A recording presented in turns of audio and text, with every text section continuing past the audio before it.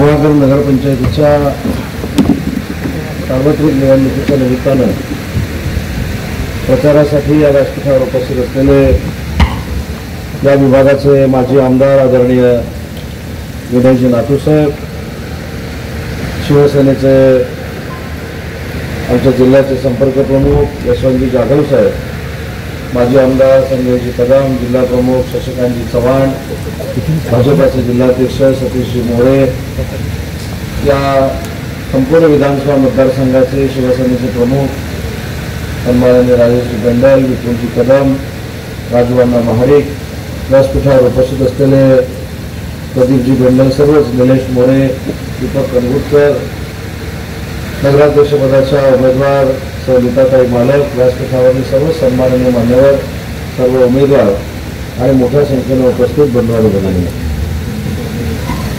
मगाशी स्वतःचं मनोगत व्यक्त करत असताना नीताताई असं म्हणाल्या की त्यांना बोलता येत नाही, पण भांडता येतं असं ते म्हणाले आणि ते विकास कामासाठी भांडणार आहेत असं देखील त्यांनी सांगितलं. पण नीताताईंना जिल्ह्याचा पालकमंत्री म्हणून, तुमचा भाऊ म्हणून शब्द देतो की निवडून आल्यानंतर एकाही कामासाठी पालकमंत्र्याबरोबर तुम्हाला भांडावं लागणार नाही, तुम्हाला सगळीच्या सगळी कामं गुहागरमध्ये आणून मी देईन हा शब्द द्यायला इथं आलेला. आता नातू साहेबांनी सांगितलं, त्या तिघांचा उल्लेख केला, आरेकर साहेब असतील, तात्यासाहेब नातू असतील, रामभाऊ बिंडल असतील, त्यांनी या विधानसभा मतदारसंघातला एक वेगळा असा आदर्श निर्माण करून ठेवलेला आहे आणि त्या आदर्शावर आधारित अशी विकास कामं आपल्याला गुहागरच्या शहरामध्ये करायची आहेत. आता आम्ही ज्यावेळी हेलिकॉप्टरनं RGPPL आलो आणि तिथनं गुहागरच्या रस्त्यावरनं आलो, ते माझा देखील मणका साफ झालेला आहे, तुम्ही अजिबात चिंता करू नका. पुढच्या वेळी येताना तो रस्ता नातूसाहेब गुळगुळीत असेल हा देखील मी शब्द देतो, त्याच्यामुळे चिंता अजिबात करू नका, फक्त काम करा आणि सगळ्यांनी एकत्र काम करा. नातूसाहेब, तुम्ही असं म्हटलं की गुहागरची नगराध्यक्षपदाची उमेदवारी आम्ही भाजपाला दिली. राजेश देखील व्यासपीठावर येत आहे, त्याला देखील मी मनापासून धन्यवाद देतो. आमचा दीपक असेल, निलेश असेल, अमरदीप असतील, म्हणजे सर्वच सहकारी, प्रदीप असेल, त्या सगळ्यांना धन्यवाद देतो. तर त्यांना मी एकच सांगितलं की आज आपण भाजपाला ही जागा देतोय, की नातू साहेबांचा आग्रह तर नक्कीच आहे, पण आम्ही खऱ्या अर्थानं ही जर जागा BJPला दिली तर ती तात्यासाहेब नातूंना आदरांजली ठरेल, म्हणून आम्ही जागा ती आज भाजपाला सोडली. आता मी सहसा तसं काय आपल्याकडे असलेलं सोडत नाही, तुम्हाला माहिती आहे. तर शेवटी नातूसाहेब आपल्याला एकत्र काम करायचं आहे, एकत्र विकास करायचा आहे. आज इथं आल्यानंतर मला आनंद वाटला, भगिनींच्या हातामध्ये दोन्ही भाऊ आहेत, विवाह भाऊ पण आहेत आणि आमचे एकनाथ शिंदे साहेब जे मुख्यमंत्री माझी लाडकी बहीण योजनेचे प्रणेते आहेत, त्या दोघांचाही फोटो घेऊन तुम्ही इथे बसला आहे. त्याच्यामुळं आपली युती अवैध आहे आणि आपणच जिंकणार आहोत ती काळ्या दगडावर सुरू आहे. आणि रत्नागिरी जिल्ह्यामध्ये युती का केली आज नातूसाहेब त्याचं अजून एक मी कारण सांगतो. मी अनेक वर्ष 25 वर्ष राजकारणामध्ये आहे, परंतु युती करण्या एवढा काही मी मोठा झालेलो नाही. त्या युतीची बोलणी करण्या एवढा मी काही मोठा झालेलो नव्हतो. युतीची बोलणी करण्या एवढं मोठं मला एकनाथ शिंदे साहेबांनी बनवलं आणि एकनाथ शिंदे साहेबांनी युती करण्या एवढं बनवल्यानंतर मला वंदनीय बाळासाहेबांची आठवण आली, अटल बिहारी वाजपेयी साहेबांची आठवण आली आणि पुस्तकात मी कुठंतरी वाचलं होतं कॉलेज जीवनामध्ये की या युतीची संकल्पना या महाराष्ट्रातनं प्रमोदजी महाजन आणि स्वर्गीय गोपीनाथ मुंडे साहेबांनी मांडली होती आणि ती युती तर माझ्या जिल्ह्यामध्ये मला टिकवता आली, तर तेवढं भाग्य दुसरं कोणाचं असू शकत नाही. म्हणून कार्यकर्त्यांनी खारे पाट्यांच्या पुढे बघण्याची आवश्यकता नाही. सिंधुदुर्गात गेले त्यांना खारे पाटण माहिती आहे आणि इकडे कशिडीच्या तिकडे बघण्याची गरज आहे. मी मगाशी सांगितलं की आपला हा केंद्रशासित प्रदेश आहे, आपण युती केलेली आहे आणि युती कशासाठी केली हे बघा, ह्याच्यामध्ये स्वार्थ मान अपमाने आपण बाजूला ठेवू. ज्यांचे आदर्श म्हणून आपण काम करतो त्यांच्यासाठी एका दुसरीशी इकडे तिकडे झाली तर नीताताई तुम्हाला चिंता करण्याची अजिबात गरज नाही. आम्ही सगळे तुमच्या सोबत आहोत. फक्त विजयी झाल्यानंतर मात्र मिरवणुकीला बोलवा, नाहीतर जिंकल्यानंतर सगळं विसरून जातात असं गुहागरमध्ये होतं. आणि त्यांनी सांगितलं की जी काही विकास कामं करायची आहेत त्याच्यासाठी त्या तुमच्या सोबत आहे. माझी आपल्याला एक विनंती आहे, एखादी महिला बघितली तर एखादा संकल्प घेऊन, विकासाचा संकल्प घेऊन तुमच्याकडे आशीर्वाद मागते, तर तिला आणि तिच्या 17 सहकाऱ्यांना या गुहागरवासियांनी आशीर्वाद द्यावेत एवढी हात जोडून मला आपल्याला विनंती करायची. मी पण तर जेव्हा पहिल्यांदा भाषण करायचो ना, माझे पाय लटपटायचे. तुम्ही तर काय लटपटले बिटपटले काय नाही, तुम्ही चांगलं व्यवस्थित बोलला. त्याच्यामुळे तुमची सुरुवात आहे, पण भविष्यात एवढं चांगलं काम करा, एवढं चांगलं काम करा की 5 वर्षांनी गुहागरवासियांनी सांगितलं पाहिजे की नीताताईच पुढच्या नगराध्यक्ष असल्या पाहिजेत आणि बाकीचे सगळे नगरसेवक हे पुन्हा एकदा बिनविरोध निवडून आले पाहिजेत. एवढ्या चांगल्या पद्धतीची विकासाची कामं आपल्याला करायची आहे.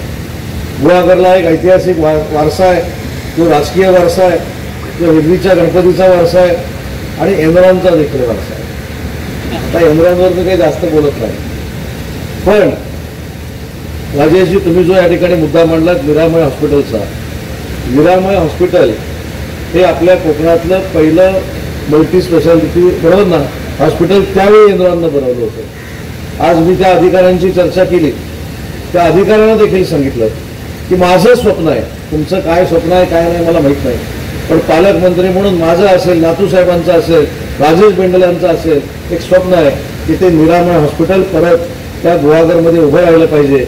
आणि मी 2-3दा तुम्हाला शब्द दिला आहे, कदाचित तुम्हाला असं वाटलं असेल की मी विसरलोय, पण एक दिवस असा येईल की उदय साहेबांना दिलेला शब्द हा निरामय हॉस्पिटलच्या निमित्तानं पूर्ण झालेला असेल. नातूसाहेब मी पुण्यापर्यंत गेलो, पुण्यापर्यंत जाऊन काही लोकांना भेटलो की हॉस्पिटल आपण चालू केलं पाहिजे, पण जेवढ्या वृत्ती असतात तेवढ्या प्रवृत्ती असतात, त्याच्यामध्ये जास्त काही मला यश येऊ शकलं नाही. बघणार आणि कलेक्टरना निर्देश देणार की ते रिक्वेशन करा आणि रिक्वेशन करून त्याला लागेल तेवढा पैसा निरामय हॉस्पिटलला आपण देऊ. पण या गुहागरवासियांच्या, गरीब लोकांच्या, शेतकरी लोकांच्या आरोग्यामध्ये चांगल्या पद्धतीची सुविधा निर्माण करण्यासाठी हे निरामय हॉस्पिटल आपण पुन्हा एकदा सुरू करू, हा देखील शब्द पालकमंत्री या नात्यानं मी आपल्याला इथे देतो. शेवटी आरोग्याची सुविधा महिलांसाठी असेल, तरुणांसाठी असेल, वयोवृद्धांसाठी असेल, ही अतिशय महत्वाची आहे. आज आरोग्याची सुविधा असल्यानंतर आपल्याला मुंबईला जाण्याची आवश्यकता नाही. आज माझ्याकडे देखील लोकमान्य बाळ गंगाधर टिळक नावाचं मल्टी स्पेशालिटी हॉस्पिटल आम्ही सुरू केलं आणि ते महाराष्ट्रातलं दुसरं असं हॉस्पिटल आहे की जिथे मोफत उपचार केले जातात. अशा पद्धतीचं एखादं हॉस्पिटल हे गुहागरमध्ये निर्माण करण्यासाठी नगराध्यक्ष मॅडम तुम्ही प्रयत्न केला पाहिजे. मी तुम्हाला काय भावी म्हणत नाही बघा, मी डायरेक्ट तुम्हाला नगराध्यक्ष मॅडम म्हणून हाक मारली, त्याच्यामुळे तुम्ही नगराध्यक्ष झालाय माझ्या दृष्टीनं. त्याच्यामुळे पदाधिकाऱ्यांनी त्यांना नगराध्यक्ष म्हटलं पण राग मानण्याची आवश्यकता नाही, नाहीतर त्यांना नगराध्यक्ष म्हटल्यानंतर संध्याकाळपासून वेगळाच कार्यक्रम सुरू करा. त्याच्यामुळे त्यांना आपल्याला निवडून द्यायचं आहे आणि निवडून देत असताना समोरच्याचा पराभव करण्यापेक्षा, समोरच्याचा जो काही मनातला वाईट विचार आहे तो बाजूला करण्यापेक्षा आपण चांगलं काय करणार आहोत, आपण गुहागरचा विकास काय करणार आहोत, समोरच्यावर टीका करण्यापेक्षा आपण काय चांगलं करून जनतेला सुखी करणार आहोत हे नातूसाहेब आपण जनतेला सांगितलं पाहिजे आणि ते तुमच्या नेतृत्वाखाली या भागामध्ये नक्की होईल हा विश्वास माझ्यासारखा कार्यकर्ता या ठिकाणी व्यक्त करतो. आज गुहागर नगरपंचायत ही फार छोटी नगरपंचायत आहे. माझ्या आयुष्यातलं मी भाग्य समजतो की 2013-14 राज्याचा नगरविकास खात्याचा राज्यमंत्री होतो आणि त्यावेळी पृथ्वीराज चव्हाण राज्याचे मुख्यमंत्री आणि नगरविकास खात्याचे मंत्री होते.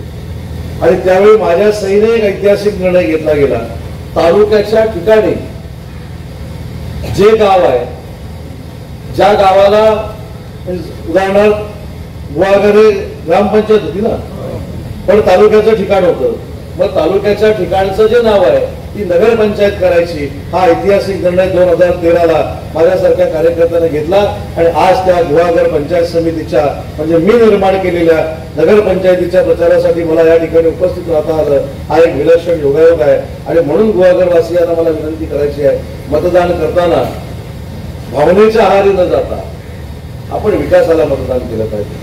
आणि विकासाला मतदान करत असताना मला काल एक चांगला आदर्श सिंधुदुर्गामध्ये सापडला. मी मालवणला एका तिकडचं राजकारणाकडे लक्ष देऊ नका पण चांगल्या गोष्टीकडे लक्ष द्यायला काय हरकत नाही. मी मालवणला एका प्रचार सभेला गेलो होतो आणि प्रचार सभेला गेल्यानंतर मला एक आश्चर्याचा धक्का बसला.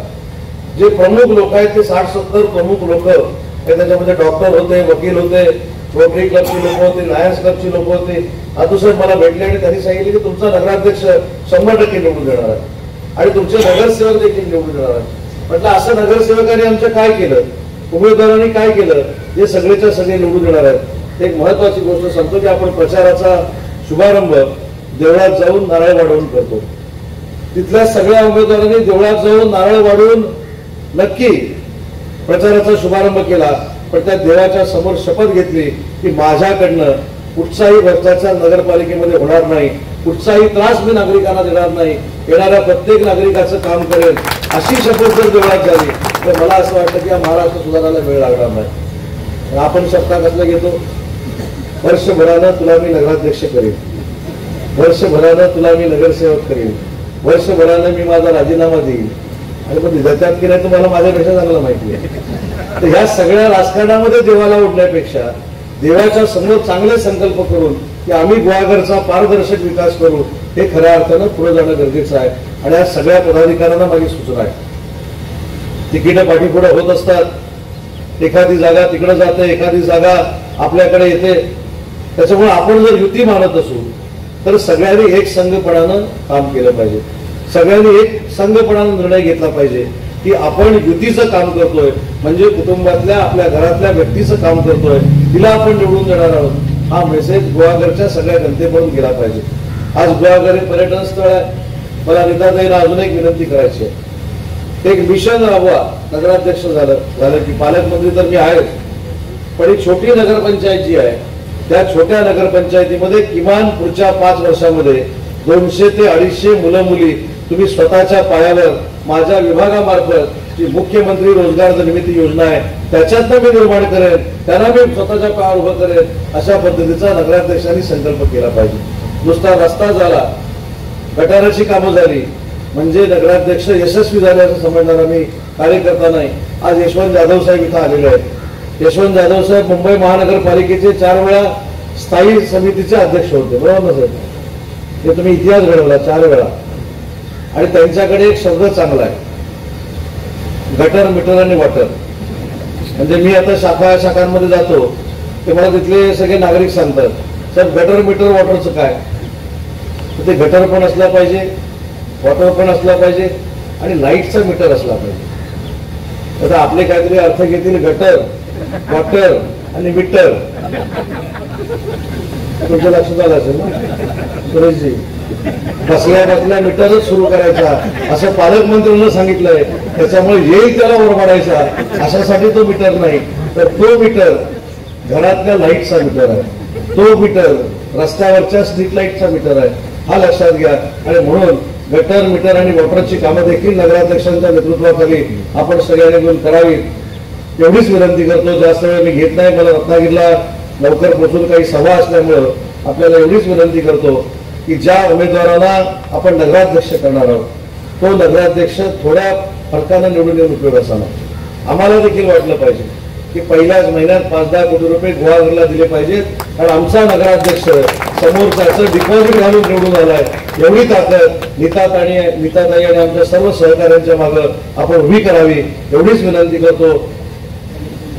नीताताईंची निशाणी कमळ आहे। काय झालंय, गडबड अशी होते, महाराष्ट्रात फिरतोय म्हटल्यानंतर कधी कमळ, कधी घड्याळ, कधी धनुष्य, कधी नुसता धनुष्य, काय काय असं सगळं असल्यामुळं जरा थोडं नातूसाहेब चुकायला होतं।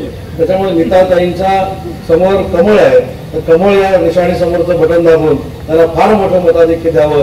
भाजपच्या उमेदवारांच्या समोर कमळ ही निशाणी आहे, शिवसेनेच्या उमेदवारांसमोर धनुष्यबाण ही निशाणी आहे, या दोन्ही निशाणी समोरचं बटन दाबून फार मोठं मताधिक्य माझ्या सर्व सहकार्यांना आपण मिळून द्यावं, एवढीच कळकळीची विनंती करतो। विजयी मिरवणुकीला नक्की येईल आणि नुसता येणार नाही, येताना भरघोस निधी घेऊन येईल, हा देखील शब्द थांबतो। जय हिंद, जय महाराष्ट्र।